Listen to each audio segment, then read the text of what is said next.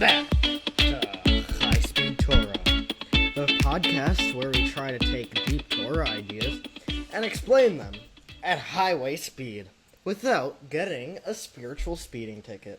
So today we are going to continue talking about Parsha Tazria.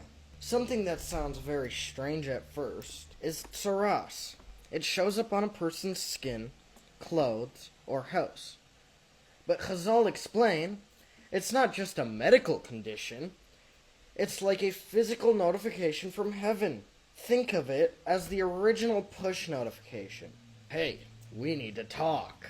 And the Parsha we're learning lists some of the serious behaviors that could bring tsaras. Now, before we panic, don't worry. This is not about being perfect. It's about realizing how powerful our actions are. Now let's walk through a few of them in a very real-life, relatable way. The first example talks about how immorality and how destructive it is. Not just morally, but in the ripple effects it creates. The Torah mentions that when Sarah was taken to Pharaoh's palace for immoral intentions, tsaras struck the Pharaoh and his whole household. Here's the modern takeaway. We live in a world that says if it doesn't hurt anyone, do whatever you want. The Torah says your choices always affect someone, even if you can't see it yet. It's like when someone says, I'll just skip one class, it's no big deal. Next thing you know, you're skipping 2, then 3, then suddenly finals week shows up like a jump scare. One small step can start a chain reaction. Tsaras was Hashem saying, your actions matter more than you think. Then comes murder. Now, obviously, most of us are not walking around worried about this one. But the deeper point is powerful. The Torah explains that even if a murderer repents and is forgiven by by the Shamayim, the damage can't be undone. The person is still gone. The loss is permanent. And that idea hits closer to home than we'd like. Because we may not take a life, but we do sometimes crush someone's spirit. A harsh comment, public harassment, ignoring someone who needed help. You ever say something as a joke and then realize it landed way harder than you meant? And think, oh man, I can't take that one back. That's the message. Words and actions can't always be reversed. Tsaras reminded people, be careful with the power you have. Then, we get what feels like a full-on Tanakh drama episode. After King Shaul died, there was tension over who would lead. Avner supported Shaul's son. David had his own followers. Eventually, Avner decided to make peace and help unite the nation under David. David welcomed him, made a feast, and sent him off peacefully. Sounds like things are finally calming down, right? Except, Yaov wasn't there, and when he heard what happened, he didn't trust Avner. So he took matters into his own hands and killed him. No permission, no discussion, just reaction. And the result? A curse falls on Yaov's family. Suffering, tsaras. What went wrong? Ego, assumptions, acting before thinking.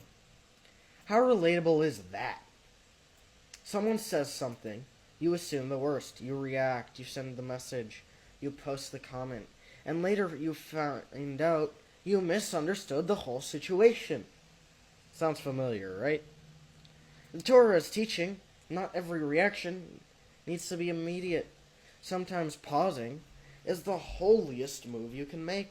Then comes a huge concept. Chilul Hashem, desecrating Hashem's name. The idea is intense. We exist to bring honor to Hashem into the world. When we act in a way that makes people say, wow, if that's what a Torah person looks like, I'm not impressed. It does the opposite. And tsaras was like a public wake-up call. Think about it this way. If someone cuts you off in traffic, and then you see a big Jewish symbol hanging from their mirror, what's your reaction? You're not judging the driver, you're judging what they represent. That's the weight of our actions. But the flip side is beautiful. When someone sees a kind, honest, patient person and thinks, wow, that's a person of Torah. That's Kiddush Hashem. That's the goal. Finally, the Torah talks about Goliath taunting the Jewish people and really mocking Hashem. Every day he stood there, challenging them. And young David shows up, not as a warrior, just checking on his brother, and sees this happening. And he basically says, hold up, we're letting someone insult what we stand for? That's not okay. David didn't just see a giant, he saw someone crossing a line.